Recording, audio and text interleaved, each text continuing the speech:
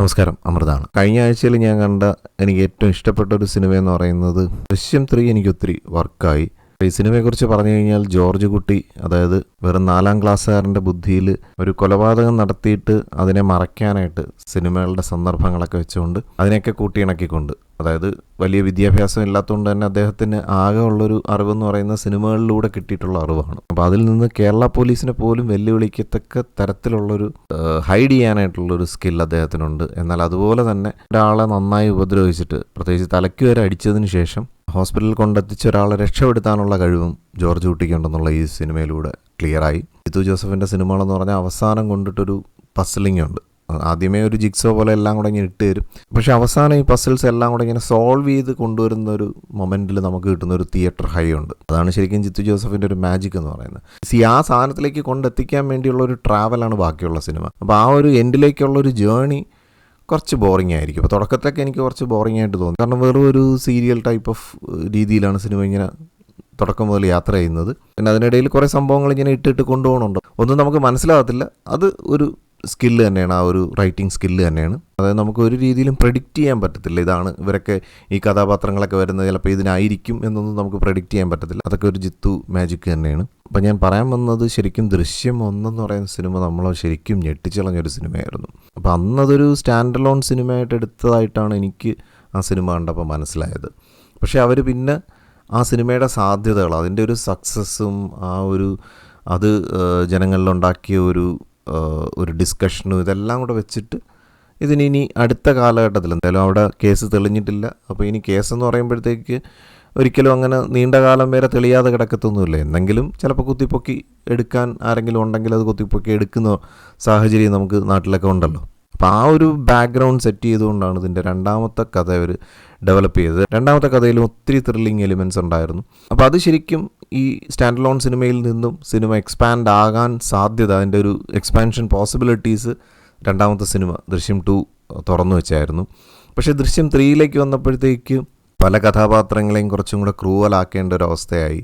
എന്നുവെച്ചാൽ അവർ നമ്മൾ പ്രീവിയസ് ഉള്ള സിനിമകളിലൂടെയൊക്കെ കണ്ട നേച്ചറിൽ നിന്നും ചിലപ്പോൾ പക്ഷേ അവരുടെ ഒരു രോഷം കൊണ്ടായിരിക്കാം സമനില തന്നെ തെറ്റുന്ന ഒരവസ്ഥയിലോട്ട് കാര്യങ്ങൾ മുന്നോട്ട് പോവുകയാണ്. അപ്പോൾ ഇനി വീണ്ടും ഒരു സിനിമയ്ക്കുള്ളൊരു സാധ്യതയും കൂടെ ഈ ഒരു സിനിമയിൽ തുറന്നു വയ്ക്കുന്നുണ്ട്.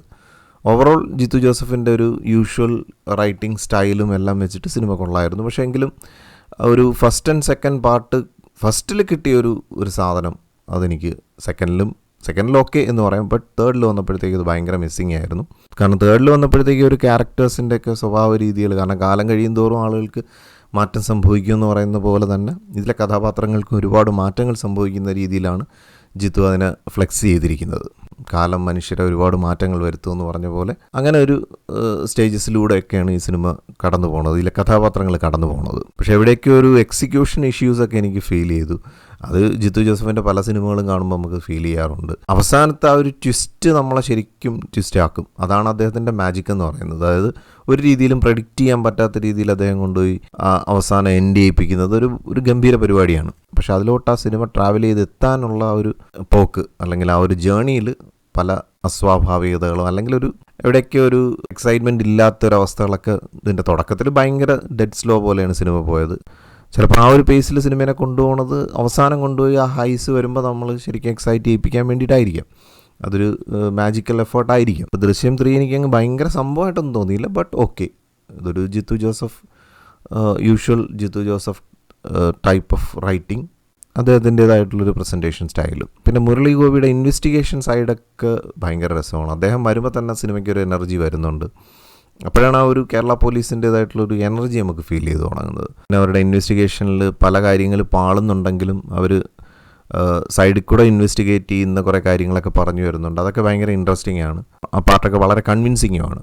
സോ അതാണ് സിനിമയുടെ ഒരു ബലം എന്ന് പറയുന്നത്. എല്ലാ രീതിയിലും നോക്കുമ്പോഴത്തേക്ക് ഭയങ്കരമായിട്ട് കൺവിൻസ് ചെയ്യും. ഒരു ക്രൈം നടന്നിട്ട് അതിനെങ്ങനെയൊക്കെ ഹൈഡ് ചെയ്യുന്നു എന്ന് ചോദിച്ചാൽ അതൊക്കെ നമുക്ക് ആ ഒരു പ്രേക്ഷകൻ എന്നുള്ള നിലയിൽ നമ്മളെ 100% സിനിമയുടെ ആ ഒരു റൈറ്റിംഗ് എല്ലാം നമ്മളെ കൺവിൻസ് ചെയ്യും. അതും ജിത്തു ജോസഫിൻ്റെ ഒരു മാജിക് എന്ന് തന്നെ പറയേണ്ടി വരും. അപ്പോൾ എനിക്ക് മൂവി ഓക്കെ, അതുകൊണ്ട് തന്നെ ഔട്ട് ഓഫ് 10 8 റേറ്റ് ചെയ്യുന്നു.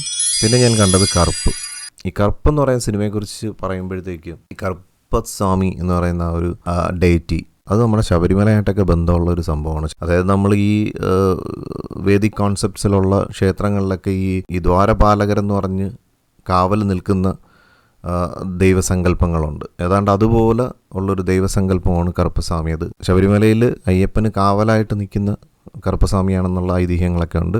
ഐതിഹ്യമല്ല, ശരിക്കും അവിടെ എഴുതി വെച്ചിട്ടുണ്ട്. കറുപ്പസ്വാമി എന്ന് പറയുന്ന ആ ഒരു ഡൈറ്റി ഒരു ദ്വാരപാലകനെ പോലെ ഒരു സംരക്ഷകനായിട്ട് നിൽക്കുന്ന ഒരു ഡൈറ്റിയാണ്. അപ്പോൾ അത് നമുക്കറിയാം, ശബരിമല എന്ന് പറയുന്ന ഒരു പാണ്ഡ്യ ഡൈനസ്റ്റിയായിട്ട് കണക്റ്റഡ് ആയിട്ടുള്ളൊരു വർഷിപ്പാണ് അവിടെ നടന്നിരുന്നത്. ഇപ്പോഴത്തേത് കുറച്ച് മാറ്റങ്ങളുണ്ട്. പക്ഷേങ്കിലും പ്രീവിയസ് ആയിട്ടതൊരു ശൈവ ആരാധനാ സമ്പ്രദായം അവിടെ നിലനിന്നിരുന്നു എന്നുള്ളതിന് കൃത്യമായ ഒരു എവിഡൻസാണ് ഈ കറുപ്പസ്വാമി എന്ന് പറയുന്ന സംഭവമൊക്കെ. പിന്നെ തമിഴർക്ക് ഈ ഡൈറ്റിയോടുത്തുള്ളൊരു വിശ്വാസം, ഞാനിത് തമിഴ്നാട്ടിലുണ്ടായിരുന്നുകൊണ്ട് എനിക്കറിയാം, ഓരോ സ്ഥലങ്ങളുടെയും ഒരു എൽഐ അല്ലെങ്കിൽ ഓരോ വില്ലേജിനെയൊക്കെ തിരിക്കുമ്പോഴത്തേക്ക് അവിടെയൊക്കെ ഒരു സംരക്ഷകനായിട്ടൊരു ഡൈറ്റിയായിട്ട് കറുപ്പസ്വാമി ക്ഷേത്രം ഉണ്ടാവും. അത് നമുക്ക് കേരളത്തിൻ്റെ ബോർഡേഴ്സ് ചെക്ക് ചെയ്ത് നോക്കിയാലും ഒക്കെ നമുക്കത് മനസ്സിലാവും. കറുപ്പസ്വാമി ടെമ്പിൾസ് ഉണ്ട്. പിന്നെ തമിഴരുടെ ഒരു വിശ്വാസ സങ്കല്പങ്ങളൊക്കെ അത് വളരെ സ്ട്രോങ് ആയിട്ടുള്ള ഫെയ്ത്താണ് അവർക്ക് ഇത്തരത്തിലുള്ള കാര്യങ്ങളിലോടൊക്കെ. അപ്പോൾ അതിനൊരു നല്ല എക്സാമ്പിളാണ് നമ്മുടെ വെല്ലിയാങ്കിരി മല. വെല്ലിയാങ്കിരി മലയിലൊരു ട്രക്കിംഗ് ഉണ്ട്. ഈ ട്രക്കിങ്ങിനായിട്ട് ഇപ്പോൾ നമുക്ക് അഗസ്ത്യർകൂടത്തിലൊക്കെ അറിയാം, ഇപ്പോൾ അതൊരു പക്ക ട്രക്കിംഗ് സ്പോട്ടാക്കി മാറ്റിയിട്ടുണ്ട്. പക്ഷേ ഇതുപോലത്തെ ഒരു ട്രക്കിംഗ് സ്പോട്ടാണ് ശരിക്കും ട്രക്കിംഗ് സ്പോട്ടല്ല, അതൊരു ശരിക്കും ഒരു തീർത്ഥയാത്ര നടക്കുന്നൊരു സ്ഥലമാണ് ഈ വെല്ലിയാങ്കിരി മല എന്ന് പറയുന്നത്. അപ്പോൾ അവിടെ ഈ ട്രക്കിംഗ് എന്നും പറഞ്ഞ് സ്ത്രീകളും കൂടെയൊക്കെ കയറി ചെന്ന് കഴിഞ്ഞാൽ അവരവിടെ അനുവദിക്കത്തില്ല. അവിടുത്തെ ലോക്കൽസ് അത് ഒരു രീതിയിലും അക്സെപ്റ്റ് ചെയ്യത്തില്ല, അവർ സമ്മതിക്കത്തുമില്ല. അപ്പോൾ അതാണ് കേരളവും തമിഴ്നാടുമായിട്ടുള്ള വ്യത്യാസം. മലയാളികളെ സംബന്ധിച്ചിടത്തോളം നമുക്കിതൊന്നും ഒരു പ്രശ്നമല്ല. കാരണം നമ്മുടെ വിശ്വാസങ്ങളുമായിട്ട് ഇതിന് വലിയ ബന്ധമുണ്ടോയെന്ന് പോലും നമുക്കത് അറിയത്തില്ല. പക്ഷേ തമിഴരെ സംബന്ധിച്ചിടത്തോളം അവരുടെ സംസ്കാരം എന്ന് പറയുന്നവർക്ക് വളരെ പ്രധാനമാണ്. അത് മുറുകെ പിടിച്ചുകൊണ്ട് തന്നെ ആയിരിക്കും അവർ മുന്നോട്ട് പോകുന്നത്. എത്രയൊക്കെ പൊളിറ്റിക്സും സംഭവങ്ങളൊക്കെ അവിടെ ഉണ്ടെങ്കിൽ പോലും അവരുടെ സംസ്കാരത്തെ ചൂഷണം ചെയ്യാനോ അല്ലെങ്കിൽ അതിനെ ഇറിറ്റേറ്റ് ചെയ്യാനോ അവരൊരിക്കലും അനുവദിക്കത്തില്ല.